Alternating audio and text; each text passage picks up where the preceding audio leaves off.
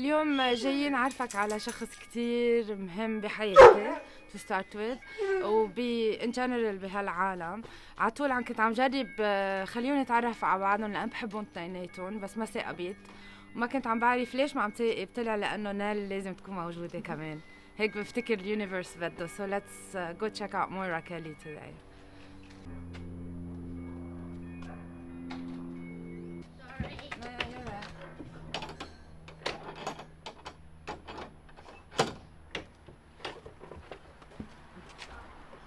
This is little Moira. Hello. Of course it's okay. Hello, darling. How are you? Hello, Mariana. She always comes late and gives hello, everybody. Hello. I only know a bit of Gaza language, not Lebanese language. She's my Lebanese person. I've seen you on Facebook. She put me onto you, so I don't speak Arabic, but you're famous because I watch it. Lovely to meet you. Oh, and everyone speaks English. Yes. How lovely. Come in. This is beautiful Moira. She's my namesake. She's named after me. They called her Moira. She looks like an Irish collie, right? This is my daughter Trisha. Hi. Hello, how are you? Come through, guys. Come through. Yasser Arafat, and of course the great Mother Teresa. They're my Bosnian kids. Some of my Bosnian kids, amputees from Bosnia. And Chris Martin gave me this, the John Lennon thing.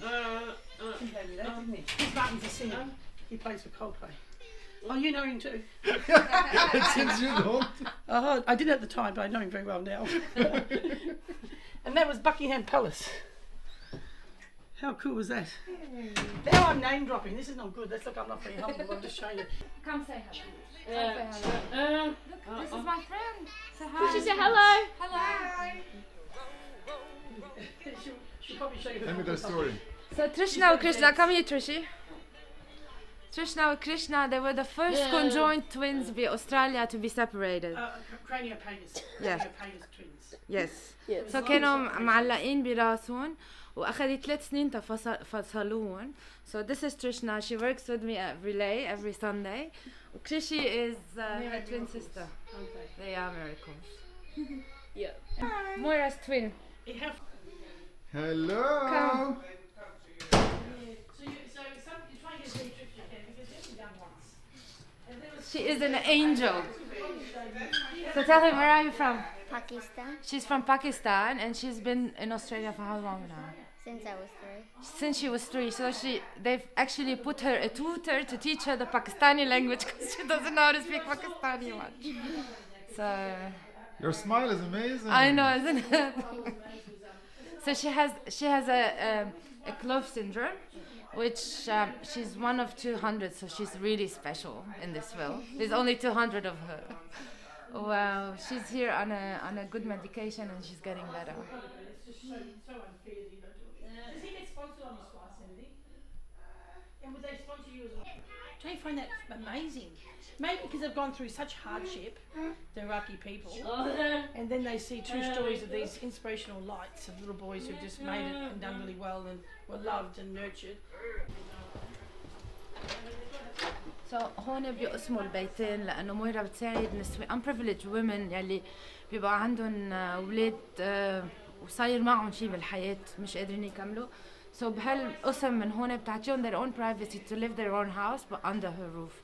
So هون في so مويرا ومالي هن البنتين لأماية and then this is their house. Do you want to show him your living room?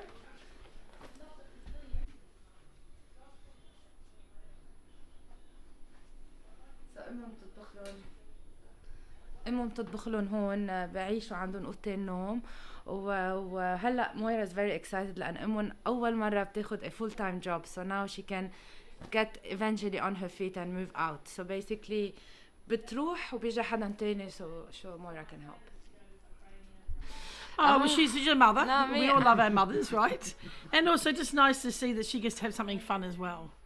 Because I always wondered, oh, where is she? Why is she? I asked you once, has he got kids? Is he married yet? Where's his poor wife at home doing the dishes? Didn't know Mariana.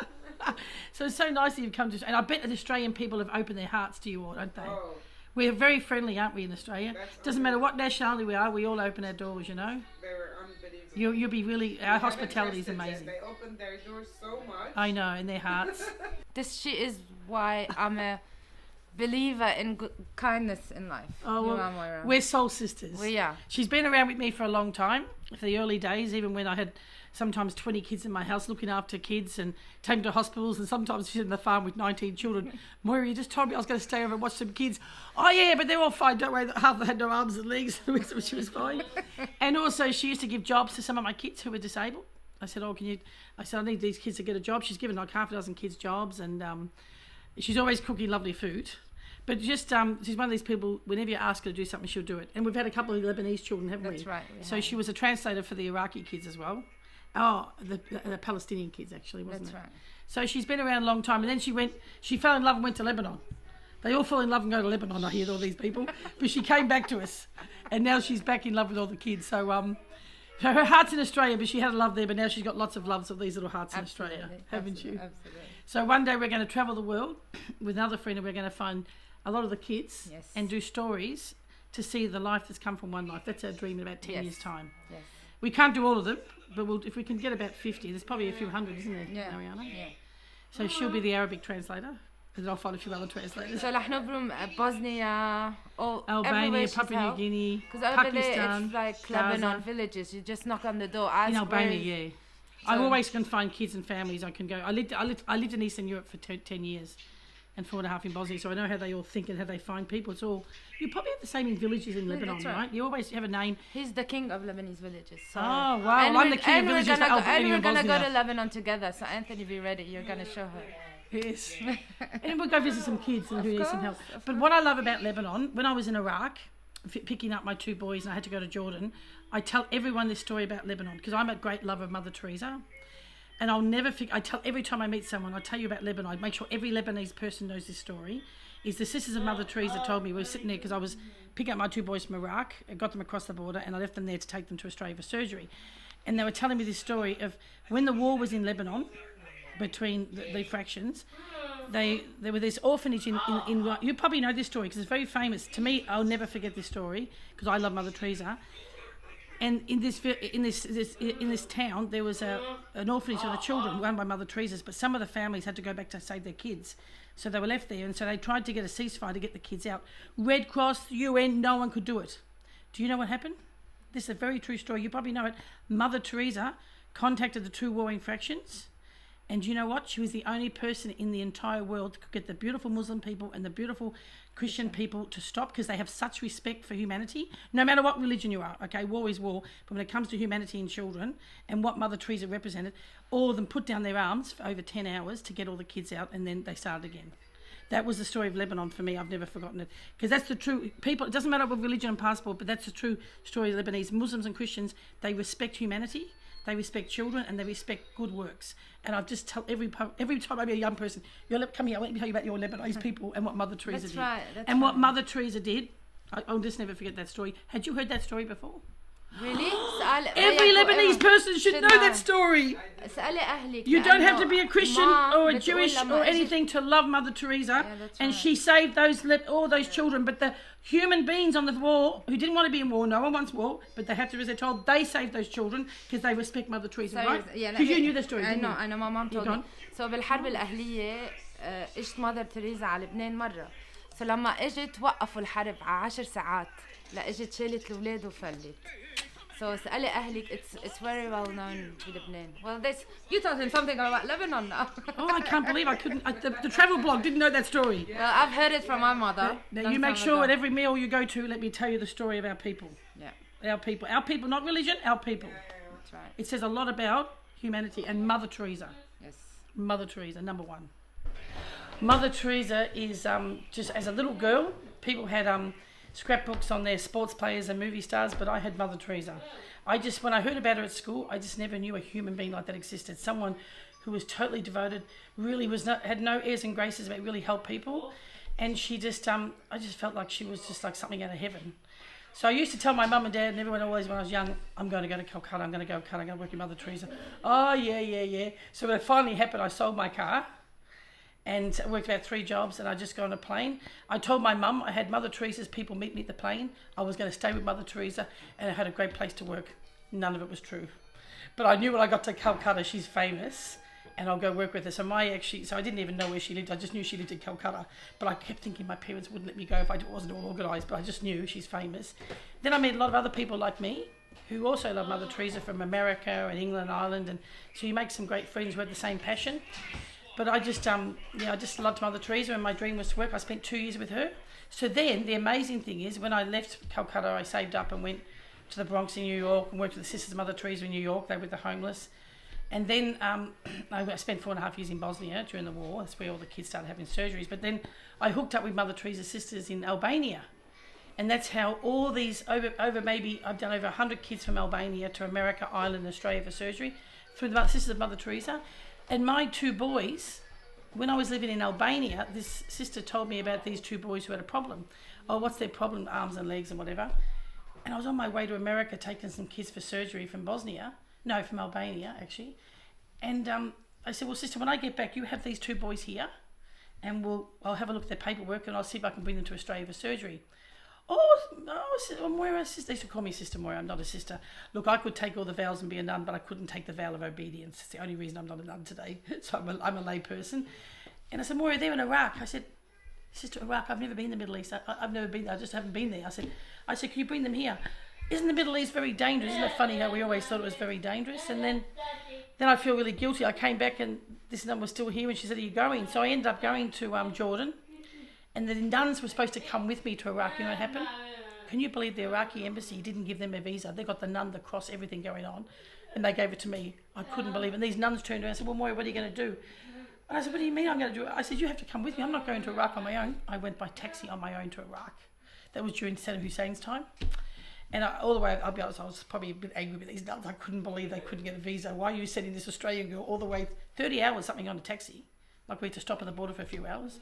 This guy didn't have English, and I didn't have Arabic. So it's another story. Anyway, I survived. But when we're driving into this orphanage in Baghdad, and here were these 2 beautiful boys. Looked like they'd been sitting there waiting for Auntie Moira to come. And all they were singing was this lovely song. And that's the journey of Ahmed Manu, how those 2 boys end up coming. About a year later, I picked them up in Jordan, brought them to Australia, and they're still here. So one's Ahmed Kelly. He's a swimmer. He's a Paralympian for Australia. And so they had their legs, Ahmed had his 2 legs taken off below the knee. And now he got prosthesis. He's terrific. He's never had hands, but he does everything with it. He's amazing. And Emmanuel had the first foot-to-hand transfer done in Australia. They took the foot off. It was going to come off anyway because they had to amputate above the knee. And they put that hand here because he had no hand, but now he has this. I said, well, a doctor said, you want that, Moira? I said, well, that's a great investment. He could do the dishes and he could make his bed. Yes, I like that idea. So he can hold a microphone. And he's become a great singer. He's in movies, and the most important thing is he's actually singing with Coldplay. He's the opening act for Coldplay. So he's a bit of a singer. He won a singing competition here in Melbourne. If you look up Moira Kelly, X Factor, was it? I didn't know what X Factor was, but I only let him do it if he did his homework, because I was so annoyed. I kept getting these that are saying he's not doing his homework. Okay, Manuel, whatever this singing, I'll let you do it, but I want this homework. That's your last chance. Oh, Mum, thank you so much. Then, of course, that opened the whole world. It was a disaster for me, but great for him. But anyway, because I had to push him and keep him at school. It was the hardest thing, because he just thought his whole world was going to be music. Fine, Manuel, you are doing 2 more years of school. You are not going to drop out of school. You haven't come from Iraq. No Arab in the world would see like you to be dropping out of school. I said, I know these cultures. Apart from that, you come to Australia, you take this opportunity to go to school. So now he's based in London, and he's set up an organisation called Outlay in London, and it's for people with disabilities. He launched it in Cannes Film Festival. And it's a board of directors where anyone who's got a disability, whether it's autism, mental stuff, or things like any sort of disability like Emmanuel physically, where people and artists can all come there and they can get a singer, a speaker. And Chris Martin from Coldplay is involved in that. He's on the board with him. He set up together called Outlayer. And they're doing their first movie, and they've got some really big names in London for this year after the Coldplay concert. So he's the opening act for Australia and New Zealand, and Ahmed's been to 4 Paralympians. He's a silver medalist in Tokyo. He's a world record holder in the 100 breaststroke, and he just made the Olympics for Paris. He just made the team, but he also got the world record last year in London. He's the world champion in the medley last year. He got the gold medal, and these are 2 of our boys from the Middle East, from Iraq, who started with an orphanage. Just shows you that all children have the capacity when they're surrounded by love and nurturing. And just don't take any nonsense. I don't care what's wrong with you, just do it. They've just conquered the world, you know. And they haven't got their singing and swimming for me, trust me, nothing for me. But they're just, look, I don't want big educated people. I just want children who've got good manners And the people would always go back and say, well, what a lovely gentleman he is, or what a lovely lady she is. You don't, when you leave school, they're not going to be asking you a school report card. They're going to be asked what human being you are. And I've always said, I'm not looking at your reports. As long as you've tried your best, I want to see what the comments are. Are you a pleasure to teach? And what lovely manners, and they're real gentlemen. So I said, and always remember to help someone else. You don't have to, but always remember to be kind to others. So all these kids, they come from poor families, and most of them do. I say, look, you go back to your country in Albania or Bosnia, because I won't accept fish. People used to come with fish, and some people with cakes and lollies, and I said, I'm sorry, like Mother Teresa too. I said, I can't accept anything because you can afford to give me fish, but this poor person can't. If they saw you give me this fish, they would spend their food off from their family and give it to me. I said, and they'd be crying, please, it's my culture. I said, well, my culture says I can't accept it. There's some things in the world that people do for nothing because it's the right thing to do. So I'm very strict about this. I said, but all you can do is always remember, when someone comes who hears something, you can do something for someone else. And you don't have to be a big person. Our kids have, I great believe kids should do things as well. Don't always become takers because you've been sick. You have to also remember to help others who are sick next to you as well, even while you're in hospital. So I'm a bit tough that way, you know. Kindness doesn't have to be well. You can still do things to help others, you know. Love breaks borders. Love until it hurts. And that's Mother Teresa's famous saying. And Mother Teresa's saying is also little things in great ways. You know, everyone can say, oh, I could never do what Moira does or what Ariana does. I couldn't do these things. But that's not right. We can all do little things.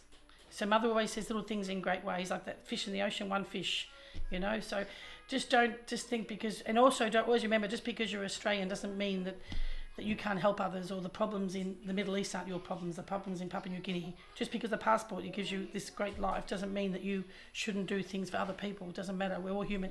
In 100 years it'll be a different generation, but we're all here for this generation.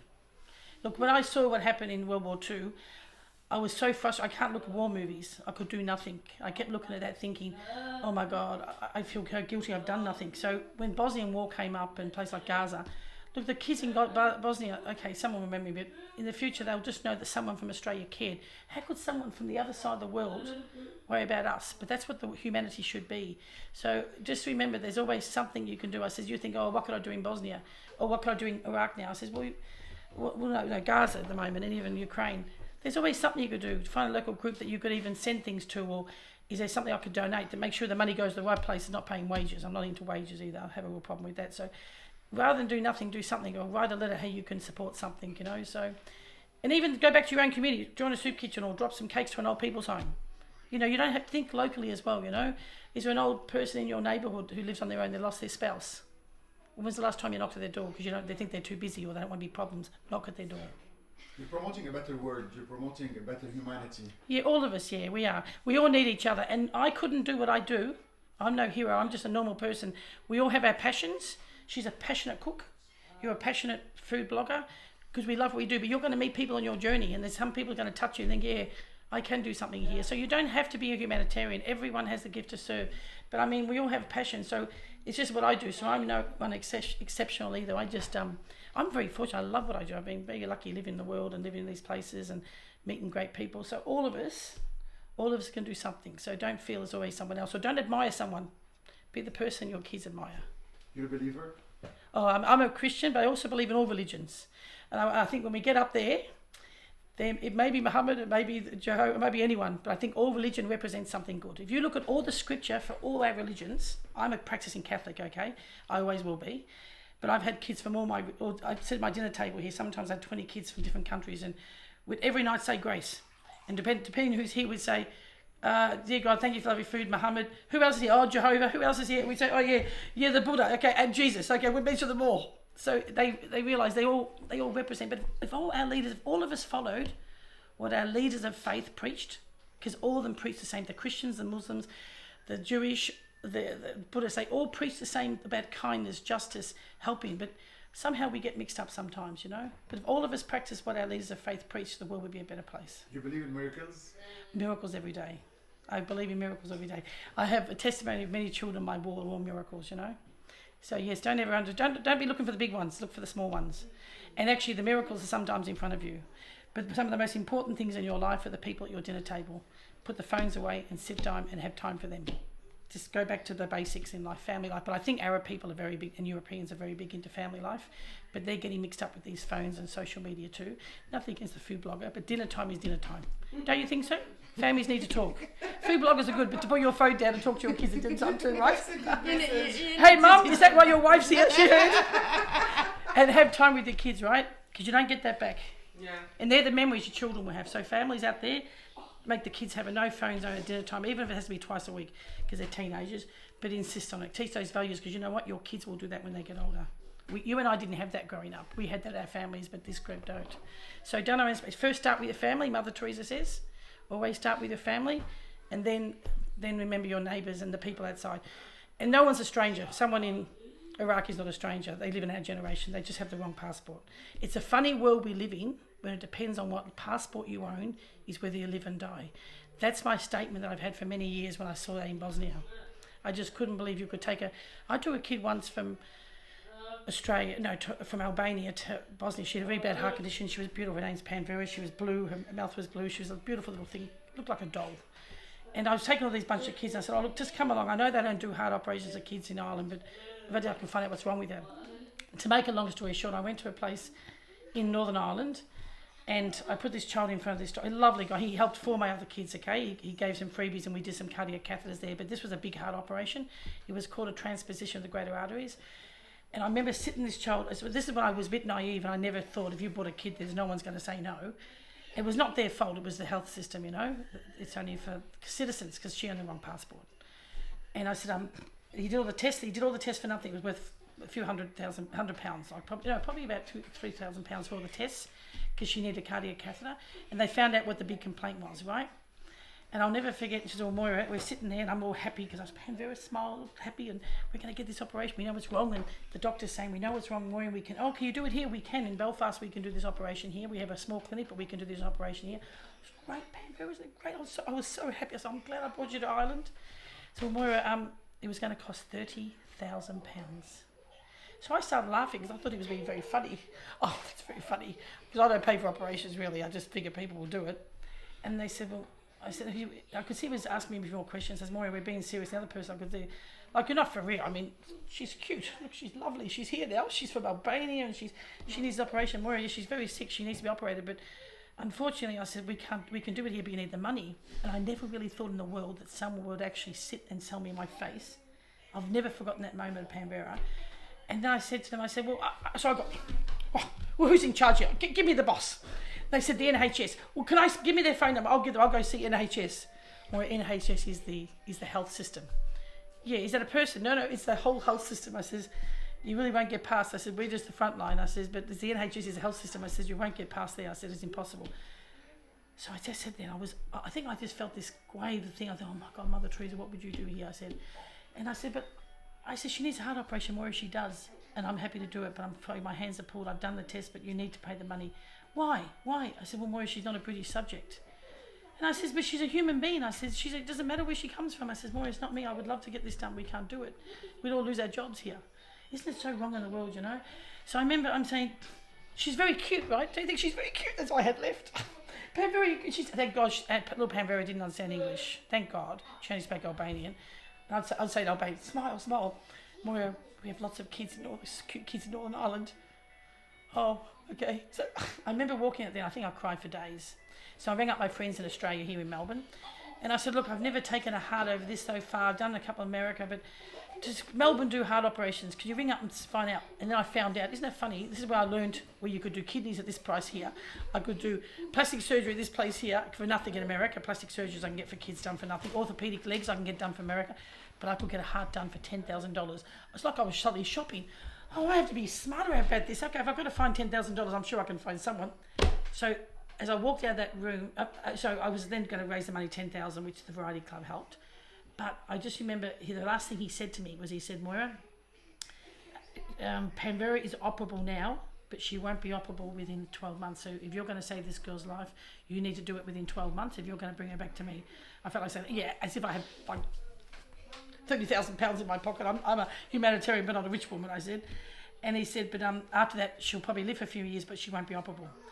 And so then I knew that was on the back of my head, and I had Ahmed Manuel in Iraq I had to pick up. So I had to bring everything forward. I had 5 Albanian kids, and I think I arrived in Australia 6 months later. I had the Albanian kids. I had to go to Iraq, pick up the kids, Ahmed Manuel, bring them to Jordan, go back to Austria, where the Albanian kids were sitting waiting for me because I ran to Iraq to pick the kids up. No, they were in Jordan. I brought them to Jordan. And then I had all these. So Ahmed Manuel came earlier because of Panvera. And I remember the day I got to the Royal Children's Hospital here in Melbourne, I just stood at the front because no one would have known. I was on my own. Just it was busy people walking past, and I just stood there with Panvera's hand. I just looked up. I just started crying. I just couldn't believe I got here. That this child's life is as important as everyone else's. It was one of the most biggest moments of my life to stand there, and the doctors and no one would have known what was going on. I just stood there for a minute and took it in. I said, Panvera, this place is going to save your life. You went all over the world, but we didn't give up on you. So no one should give up on humans. She's still alive. And guess what? Can I tell you something? One of my girls here got married, an Albanian girl I brought here. She's now a nurse at Children's Hospital. She had big plastic surgery. She got married in Albania. I went back for 3 days. Someone sort of paid my airfare, and I went to see Panvera. Guess what? She's now 26, and guess what? She got married last year, and she's pregnant, having a baby. Do you know what I mean? It's just normal life. As a normal person from a poor country, but it's her life. You understand? You've got to realise what life comes from life. So, it's just things like that. So in about 10 years' time, I'd like to travel and visit a lot of the kids. Ariane's going to come and see some of the kids. But that's why we all have a moment in life that defines us, and that's one of those moments. You believe in changing the world one kid at a time? Well, yeah, one situation. Sometimes not even kids. Sometimes the situations we can make it better too. We can make a situation better. So there's always a chance to do something to make the world a better place, and to make that for that world or that person, for that generations of people, So don't underestimate the impact you can do by small mercies, But life is wonderful. People are wonderful, and people are kind. Whenever you ask if you want help, people always say, "How can I help?" They just don't know how. So human nature are wonderful. We're wonderful. We're just good people. We all want to do the right thing. Sometimes we don't know and we get caught up in things. But generally speaking, the majority of us are all good people, We've been brought up by beautiful mothers. The fathers are there too, but mothers have got something special, And we become good people. And then the people we meet on our journey help the people we are, What did you learn from Mother Therese that you want people to learn from to have a better place, a better world? Well, also, I think, don't be underestimated. Have a good sense of humour. If we're all too holy, and if we're all too, righteous, then we don't get anything done. You've got to have a sense of humour, because there's funny things in life, even in bad situations and poor situations. And Mother Teresa always had a joke for her sisters, because you calm people down and you make humanise, because we're all human. So don't be. No one's bigger than we all have to sit on the toilet. Look, I always say, the Pope sits on the toilet. Mother, we're all normal people. So bring it down a little bit. Bring all these people you think are someone big on TV. Bring it down. They still have a mother. They still go to bed at night, and they all have to sit on the toilet. So I'm a great believer. So Mother Teresa was very humble. That's being humanity. That's being humble. So Mother Teresa very humble. Have a sense of humour. Don't. And there's one called Miraculous. Don't see a need without doing something about it. So when you see something, there's something little. Can you don't leave it for someone else. And just, the most important thing in life is be kind and love your family. If you love your family will be good to other families. So yeah, be kind and love your family, but don't see a need without doing something about it. What's your biggest dream?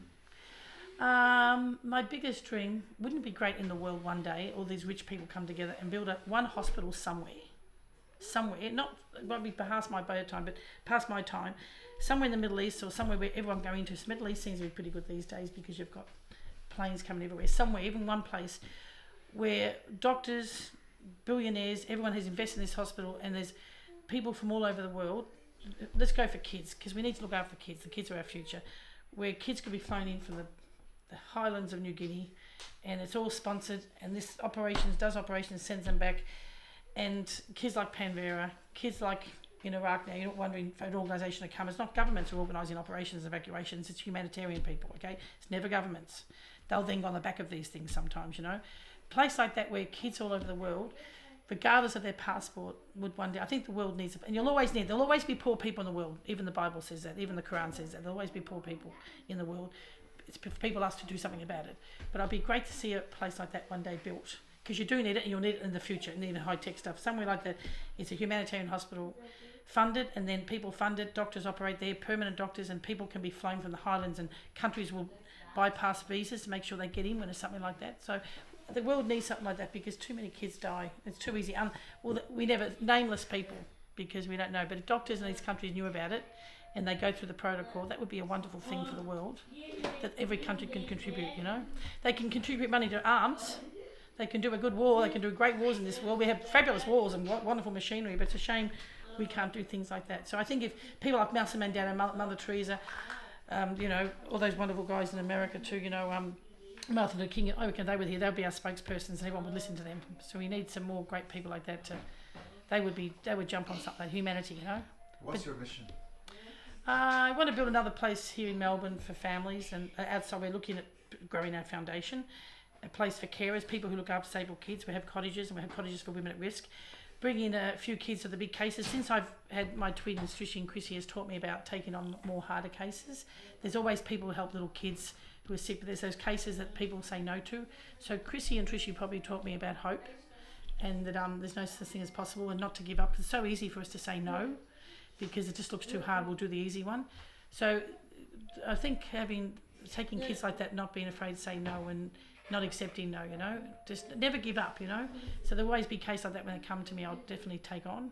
But yeah, I'd like to have another place there. And one day I'd like to go visit a lot of my kids when the kids are here a bit better, and do a story on them and just encourage people. And I'll do a book. When I built my garden, I'm building a garden in Gaza. That's another story. I built land in Gaza. I was the only person given land in Gaza by the party there, and also, yes, that's another story, another day, because that was my dream to build a children's garden. And we just, after 5 or 8 years, Global Gardens of Peace, we just had the tender out, we raised the money, and it was 2 weeks into the war. And when Philip Sucker, my colleague here in Melbourne, he's a Palestinian guy, he and I travel together all the time, he said, and his wife, and he rang up to see how things are. And the first thing they said, please tell Sister Moira and Philip, don't stop our garden. They were 2 weeks in the war. They said, oh, Moira's wondering if things are okay. Oh, yeah, this will finish in 2 weeks, because inshallah. It's always fishy-ishy. Don't worry, this is Gaza. But of course, it went for longer. So now everything's in all days. So this was 2 weeks. So we could get angry. We want to blame the world and curse and whatever. You just got to wait for it to finish, because the Gaza people, one thing's well, teach us resilience. Hang in there. But all they still want is this damn green space garden. They says, Moira, we still need, even like when Philip spoke recently, this will eventually, where a lot of our people have left and things are bad, but our children will still need a green space. Please tell Australia not to forget we were so close after 8 years. So I've got to let it go. So I always figured I'll write my book and I'll do that film, but I will never be at peace. I feel I've nothing achieved unless I've done this children's garden in Gaza. Just a green space. There's no greens. You know what children do in Gaza on their school holidays? If you go, because I was stuck in Gaza one day with Philip. We were stuck there because the borders closed. There was some stuff going on. This was a few years ago. And when I was there, we'd gone everywhere, gone for coffees and gone for fish. There was nowhere else to go. And then someone said, oh, Philip, we'd like to take Sister Moira. I'm not a nun. They all think I'm a sister, so I just got to go with it. So we'd like to take Sister Moira to the most beautiful place in Gaza. And I said, oh, Philip, that's really interesting. I've been to north, south, east and west. I know all of Gaza. What place haven't I seen? Oh, Moira, we'll take them. They're going to take us for lunch and somewhere beautiful. Okay, let's go. So I was just being a bit funny. Australians are always a bit funny, you know. We're having a crack. So we're in the car and I was just driving along. I see all these children in the rubble. Kids anywhere, wherever they are poor, will play with something. They play with rubble and stones and they're happy. Kids are always happy, you know, as long as they're loved. Anyway, and then we pull up at this big fence. And I said, oh, what's this? And we couldn't even get into it. There was a big fence and they all got out. So what's this? Oh, you will love this. We are so proud to take you here. The family behind this fence are going to welcome you. I said, oh, very nice. Well, let me just welcome everyone. I'm no one special. I'm just a person from Melbourne. So we came in. When I got behind this gate, I swear, it was the most beautiful green until the eye could see palm trees, rows of palm trees, flowers. And I was so gobsmacked. I went, what the hell? And then I looked to my side. It's a graveyard. It was a graveyard. And it was a war memorial. I've done lots of research on the time because I was in tears. I walked for this, like, it went forever. And then on the corner, I went off walking there. I Philip went and had some fruit with the locals and I'm walking there. I had tears down my eyes thinking, down these beautiful pathways, there was just grass. And I saw families dotted around the area having picnics. And one person spoke English. I said, oh, come join us. Arab people, come and join us. I said, oh, what are you doing here? Oh, we have our picnics. As long as we clean up, they let us come and have our picnics. We bring our family here. And I just like thinking, I feel so bad being Australian. Look at our nature strips in Melbourne. You felt bad. And then I came back and the families explained that this generation of family been there for years. So the War Trust in London provides the Israelis never touch it. Palestinians, everyone respects this graveyard. It's Australian, New Zealand's, Nepalese soldiers have been there for years. And I remember walking away thinking, my God, isn't this insane that you can do this for the dead, but look what they do for the living. The kids have got nowhere to go. All I wanted to do as a human being, even you, if you were me, you would have said, just get these kids and let them come in here, take their shoes off and feel the grass under their feet. what a funny world we're living, you know. And I just remember every school time, I took a photo of this. In the month of June or July, whatever the school time is, there's buses, school buses, as we speak now, not now because of the war, but as normal, buses lined up outside this fence with school kids. They go there for their school picnics at the end of year. In a graveyard. In a graveyard. I promise you, it's me. That's what was my passion. If you were me, you would want to do exactly what I did too. Anyone listening to this would want to do what I would do. I says, how could it be that hard to build a green space for these children of Gaza, for mental space for families, not just kids. Old people need somewhere nice to sit with the old people and play their cards and have their smoke, you know. I said a green space, they go there. So if you go there, I took a photo and then I got them every summer. I said, send me a photo of the school buses. As long as they clean up, they can go there for their school picnics. You've done thousands of miracles, and one big thing it's you very want to annoying. achieve I is read that this garden in Gaza. Then I will write my book. Then I'm happy to do my film and find all these kids. I just want this garden green space. As a human being, why can't the world put this green? Every time we try to raise money and say Gaza was a bit funny, it's a bit political. And you know what, I'll be honest with you, the Israeli botanical gardens in Israel have been working so hard, gave us a plant choice. They said, look, we can never go there, but we want to help you with this garden. We'll do everything. Work with the botanical gardens here in Melbourne. We have guys from the botanical gardens in Melbourne. They've been over. We've had everyone there, everything going really well. We were that close. We had you should see the design. I've got the design in my room. I'll show you the design in a minute. How much will it cost? I'd have to speak to Andrew now. But it'd be it's nothing for like these wealthy people in the Middle East, even like a place like Dubai and Saudi Arabia. It'd be for the Gaza, not just the children, it's for the families. But I'll show you that. I'll give you a photo. You can take a photo of it, of the design we did. It's phenomenal. And even the Israeli University would be given designs. Our team came across there and they were speaking to the people on the ground. So even they want these people to have that. You know, that's the politics. Don't look at all the people as bad in these places. They all want to help each other. You know, but that is my dream. There's something wrong when children in our world have to go to a graveyard for their picnics. But if people knew, you need the hospitals and the clinics, but mental health is a big thing now in the world, right? We need a few of these gardens in Gaza. Build the hospitals, build the house again, but they need somewhere safe for children to play as well. So and you know what? I have not done anything different that you would do. If you were me and you were there, you would have thought the same thing. So I haven't had some miracle come to me. I'm just a normal person. But if any of you were with me that day, you would have said the same thing. But the Gaza people gave me land. They did. They have no land, as you know, but they gave me a title of land for that garden. That's a fact. So that's a miracle in itself. You know, because I said to them, you give me land, my people build you a garden. I didn't know what that meant. I have nothing. I have no idea. I'm not a gardener or a greenie. I had nothing. I just said, can't be that hard to build a children's garden. God shows that you are born in Australia, but you are a woman of the world.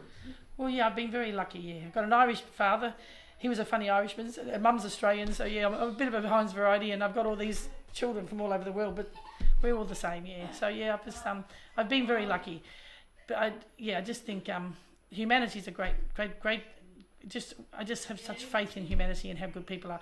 You sometimes just need to ask, and they have to know who you are, and they believe you. Because you know we live in a very sceptical world, and I'm the first one to say there's a lot of people you don't trust. So you can't be naive as well. You've got to be very careful, but still even give those people a reason to find their humanity. You know, you'll always get sharks. You always get sharks, but they're called a challenge. There's still good in this world. Absolutely, only good. Only good. And for all even the things in Gaza, I can't even tell you probably all the miracles that are happening there with people amongst families themselves, you know. Like I remember I did in Bosnia, and Bosnia was very bad. I was there 4.5 years in the war. And I remember having to go on the Serb side one time, but I brought this family who was in my camp because you could bring women across the border. There was a time for women, not men. So she hadn't seen her neighbours. They were all from Sarajevo. So because you've got to understand that 70% of former Yugoslavia in Bosnia was a mixed marriage. How do you turn people away? They've been there for generations. But suddenly men who are Serbian extraction had to go there and Bosnians here. But this family, very quickly, it's a beautiful story. They were in Sarajevo for years. They were neighbours. So she ended up in Bosnia-Herzegovina and her neighbour ended up in Sarajevo. But the people from Sarajevo left for Bosnia sooner. They had to leave quickly. I don't know what happened. They had to leave quickly. So years later, through letter exchange of Red Cross and that, they found out their families weren't too far, about 2 hours away from I was living in Bosnia, going across the border. So I said, look, I'll take you in my car. I've got a foreign passport and you'll be safe, because she was a bit nervous. So we went there and she met her neighbour, and I'll never forget this. We walked into her neighbour in the Serbian side, and they were hugging, crying. I was just watching. It was very humbling. They was like sisters. And do you know what this woman did? They were sitting down having coffee. She walked into her bedroom, because she had to flee too, 2 weeks later with their stuff quickly. She bought a box, and in this box was things from that woman's house, heirlooms, photos, So I knew one day I'd see you. I said, I knew that you didn't get this stuff, and I just thought I couldn't take too much, but I went to your house and got all this, and she handed it to her. Now, she would have been a woman who had been worried about her own stuff and all her stuff to get served, but she still found the humanity and the love to be able to get this, and one day I'll find you and I'll give you this box. You have something from your memory in Sarajevo. It's moments like that you just think, I don't know if I would have done that. I would have been too busy getting my own stuff and the stuff of my kids. Like, normal, you think of your family, but she did that for her neighbour. And this woman just cried. I was crying like for an hour. I couldn't believe it. People just blow you. And that's an ordinary woman. 2 ordinary women who live in Sarajevo, a story that no one knows, that would just stay with you for life, you know. What's the highlight of your life? I think seeing kids come through the impossible. I think seeing some kids, particular children, who weren't supposed to survive this, or I've shed many tears on. I think, like the little boy, his name was Dennis from Albania. He probably was one of my highlights. Yeah, Dennis and Panvera, I just told you about. Yeah, I think those two are the biggest highlights for me, were the kids that did it for me, you know, with those 2 kids who turned a turning point to realise, you know, there's good in the world and don't give up. And even when doctors are thinking, I know doctors must get inspired all the time. I said, you know, because I once said to this doctor, we had a function somewhere, he was a surgeon, and I always say this saying to people now, and he came to a function we had, and I know he's so busy, he's a big heart surgeon, and I saw him leaving, so I ran out from the function, saw him going outside. I said, Christian, I said, yes. I said, thank you so much for coming. I said, I just can't believe you could find the time to come to a fundraiser like this. Thank you so much for coming. He said, Moira, it's a pleasure. I said, Christian, can I ask you a question? I said, yeah, I don't know why, he just came to me. I said, Christian, you must be just in a foyer all the time. You must be one of the happiest people in the world to be able to save lives like this, little kids' lives, and bring families back together. When you save a kid, you save a family. I said, you must just be always happy. You must feel so good. And I says, Christian, do you lie on a soft pillow every night of your life? Do you always lie on a soft pillow? Just answer me a question. He looked at me and he smiled. He said nothing. And he says, Moira. That's all he said. It was one sentence. He said, Moira, always remember one child is still one life. And he walked off. And I say to everyone all the time, I said, when I'm bringing a kid out or a child out for surgery, or I've got a child I'm going to move in the house, or another child, I said, always remember one child is still one life. Don't look for the big numbers. And I just thought that was one of the most powerful quotes I've ever heard come from a man like him. Let's finish with this story. How did your son go on stage? How did you feel when he went on stage? Tell me the story. Right. Well, I thought my son was in America, and I didn't really know who Coldplay were. I'll be honest with you, I had no idea. I just knew 1 or 2 of those songs because he used to sing it. Like, I'm thinking they're famous because my son sings that song. I'll be honest, I was a bit thick. Go get the John Lennon thing on the wall up there and I'll show you. So I didn't really know who Coldplay were. I wish I'd done some research, really, because I didn't have a clue. I didn't even know who Chris Martin was, which one it was, because they put me backstage. And you know the cheeky things. I went backstage. How did you go there? It was just down the road, and I brought everyone. They offer all these tickets. I said, I can't get rid of all those tickets. It's impossible. Who wants to go on a Friday night in winter in Melbourne? I didn't know. I was a bit naive, really. And they came out and they're talking in the back room. And Moira, this room's for you. If you get tired, the kids aren't well, come. He says, come out here with the kids. And they're asking, so where's Emmanuel? All the singers came out. And you know what he said? Emmanuel was in the room next door listening, and they had to pull his name off the wall. Chris is going, so where's Emmanuel? And I said, oh, Chris, you people, it's so nice you're here, but my son loves it. And I said, I know one of your songs. How embarrassing now, I'm realising, saying that to one of the biggest bands. I know one of your songs. Yeah, my son sings that really well. It's such a shame your concert's on at the same time as my son, because he would love to be here. This would be his dream. Oh, so where is he and what's he doing? Emmanuel's laughing there, and they're asking me these questions. So I said, Moira, the stage is here. You come back here whenever you like. The screen, you are, no problem. I didn't realise he set that whole room up for me, for the kids, because with all this stuff, I had my kids from Gaza. I had Angel there. They were all there that day. You're in your mummy's tummy, by the way. And so then when I'm standing there in the middle of the show, they started saying, we've got this very special announcement. I couldn't understand what people were saying. Listen. I'm thinking, well, I'm dancing with the kids. I said, well, I could hear it. And then they said, my son is in. I've got this lady here, Moira Kelly, blah, blah, and we've got a surprise for her. And Emmanuel came out. I went, Jesus, Mary and Joseph, he's supposed to be in America. What's he doing here? I was so shocked, because usually you can't trick me. I could usually, I don't know, I'm very sharp, right? Yes, she is. So that he got me big time. And Emmanuel can't hold a secret if he tried to. He couldn't lie straight in bed. He's hopeless. So I don't know how he kept that quiet too, but I kept ringing him. I didn't realise that. Now I realise why he kept answering to WhatsApp, because he couldn't answer the phone because they didn't know where he was. So I was in absolute shock, but I actually couldn't believe it. I couldn't believe they brought him to Australia. And what a big honour that was. And for his dream, you know, any mother to see your son, their dream come true was the most wonderful moment for him, thinking, I was so excited seeing him. I just couldn't believe it. I was thinking he must be the happiest boy. Don't all you want your kids to be happy. I was the happiest moment to see him so happy.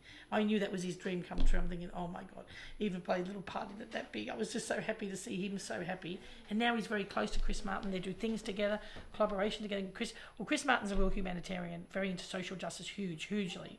So they've sort of clicked very well, and he just loves Emmanuel. Emmanuel's a bit of a talker, but he's an Arab. Most Arabs are.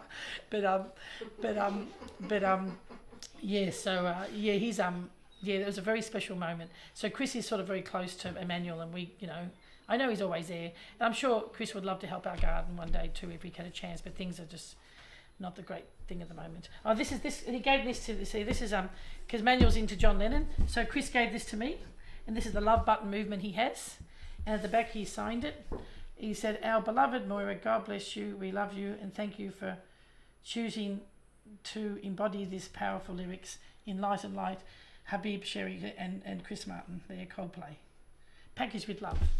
So that stays in the hallway next to Mother Teresa, actually. You don't get any better place next to Mother Teresa, right? So Mother Teresa and Chris Martin got something in common, right? But I'd be lost without this girl.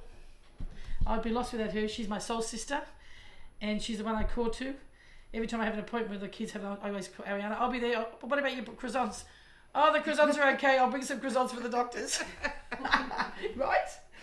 It's so funny. Ariana's come with me one day. We had 3 doctor's appointments this day.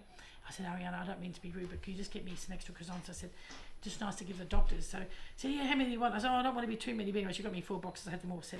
Every time we took them to the doctors, they closed their door. I thought they'd give them to all the staff. I thought, oh, they're so giving. So it was funny, man. We were both laughing, and they kept the croissants. They closed the door. Don't mention the staff out there. I'll take them. Oh yeah, you give them to your kids. So I said, Meryl, next time we'll take some for the staff, and we'll give some to him again. All these wonderful, caring, loving doctors, and we were so shocked.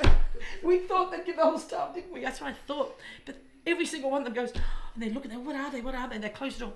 Don't mention when you go outside about the croissants. Was that funny?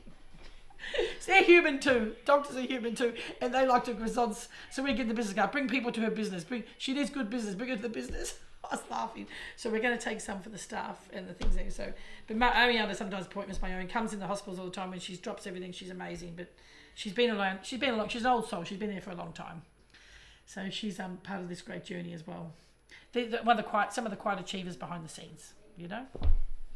So all you Lebanese people should be very proud of her. Oh, thank you. I love you. Well, one of my own beliefs, I said this to a priest once in New York, and he said to me, I said, oh, Moira, what do you think the biggest problems in the world are? I said, well, you're going to probably think this is very boring, but the biggest problems in the world today is forgiveness and acceptance. And he says, oh, that's a hell of a statement. There's bigger problems now. I said, no, if you think of everything in the world, from people who have different orientations, to wars, to homelessness, to everything, to family breakdowns, to country breakdowns, if the whole world as human beings, the whole world would learn to forgive 2 things and accept, I swear this world will be a much different place. Forgiveness and acceptance are the biggest problems with humanity today. I see this forgiveness and acceptance, and it's one of just my journey, things I've seen. Just one day I thought, God, if people could just forget about this and move on, or if they could accept things. You can't change things, but accept people who they are, how we do things, how we see things, and forgiveness. And some of the biggest problems of forgiveness is families. You can forgive the stranger, but you can't forgive your loved one. Is it worth it? Forgiveness and acceptance, and all the love and other stuff comes to get behind it. Forgiveness and acceptance. The whole world needs to live in forgiveness. I'm a great believer in it. It is true though. If you think about it, if we all learn to forgive in every asset of life, whether it's international stuff, when it's family stuff, when it's friendship stuff, when it's in business, forgiveness and acceptance. And see, Andrew just wanted to play hours. I said, no, the kids have got something to play on. The kids need things to play on, so he put these in especially for me. How big is it? I have to ask Louise. Hanunas, yeah. Good on you. So isn't that impressive? And all these things, nature things, they can walk in place of the older people, a veggie garden, a walk where they can walk around. Because people like to walk in those places. No tombs. That's right. There's no graves. لا And all these مقابر ولا things. توم. Things for kids to play on. There was a veggie garden. There's water area playing. People like in the Arab they have place with their whatever's done like an Arab way as well, where they can have these umbrellas. They sit down, and this path goes all around. The simple dream of building a garden for children in Gaza. And that was a plan. As simple as it is. It was so close. Now it happened. We can will still do happen. it though. It will. It has to happen. But Gaza needs this. They need green space. Inshallah. And God bless you. Inshallah. As they say in Gaza, fishy ishy. See you next time. Bye, you too. Bye. Everyone come and say goodbye. Everyone here. Goodbye. Quick, everyone come down. Come down, quick, come and say goodbye. Go to the gate, say bye. Bye, guys. Bye. The beautiful story of a saint. ما بعرف لازم احكي بالعربي او لازم احكي بالانجليزي، بس خليني اخبركم بالاخر شو انطباع شو هالست شو هالعظمه من الاستقبال، من الفوتة، حركات ما في، الطريقه اللي استقبلتنا فيها، الحنان، العطاء، الحكي اللي عندها اياه، القصص اللي عندها اياها. بعتقد هذه قديسة على الارض. اسمها مويرا كالي، قصتها كتير كبيره، خبريتها كتير حلوه، الميشن تبعها all around the world شيء كتير كتير كتير عظيم. ووعدت انه ارجع اعمل لها زياره كل مره تتعلم منها شوي اكثر، توصل حياتها وعطائها شوي شوي اكثر. واللي شايفينهم هون هن كلهم اولادها متبنيتهم، وعندها اكثر من 100 ل 150 او 200 ولد بكل العالم ساعدتهم، وقفت حدهم، تبنتهم، واتسترا اتسترا. جمعيتها تستاهل انه تندعم اكثر واكثر واكثر واكثر. واو.